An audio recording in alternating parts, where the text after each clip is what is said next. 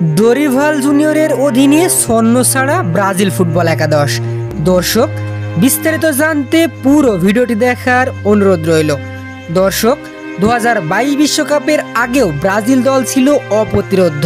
যে কোনো দেশের সাথেই বড় ব্যবধানে জয় তুলে নিত দলটির খেলা দেখেও ভক্তদের মন ভরে উঠত।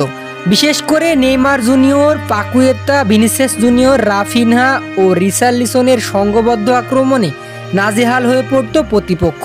আর প্রতিপক্ষকে গোল দিলেই ভক্তরা দেখতে পেত সাম্বা ডান্স। একটা সময় ছিল ব্রাজিল ফুটবল দল মানেই সাম্বা ডান্স। আর এ সকল সফলতা এসেছিল তিতের হাত ধরে। ব্রাজিল তিতের অধীনে 6 বছরে 6টা ম্যাচ হেরেছিল।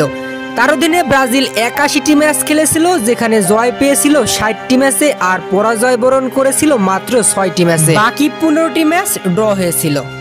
তিতের অধীনে 81টি ম্যাচ খেলে প্রতিপক্ষের জালে গোল দিয়েছিলেন 231টি আর গোল হজম করেছিলেন মাত্র 30টি।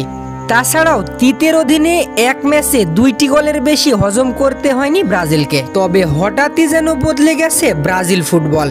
ডরিভাল জুনিয়রের অধীনে এক ছন্নছাড়া ব্রাজিলকে দেখছে ফুটবল বিশ্ব। ব্যর্থতা এতটাই চরমে উঠে গেছে যে শেষ পর্যন্ত বিশ্বকাপে খেলা নিয়েও শঙ্কা তৈরি হয়েছে।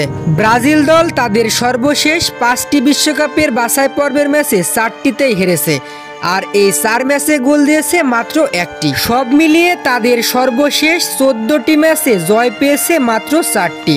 এক কথায় ডরিভালের অধীনে এক ছন্নছাড়া ব্রাজিলকে দেখছে ফুটবল বিশ্ব। তো দর্শক, খেলাধুলার সব নির্ভুল তথ্য সবার আগে জানতে অবশ্যই আমাদের চ্যানেলটি সাবস্ক্রাইব করুন।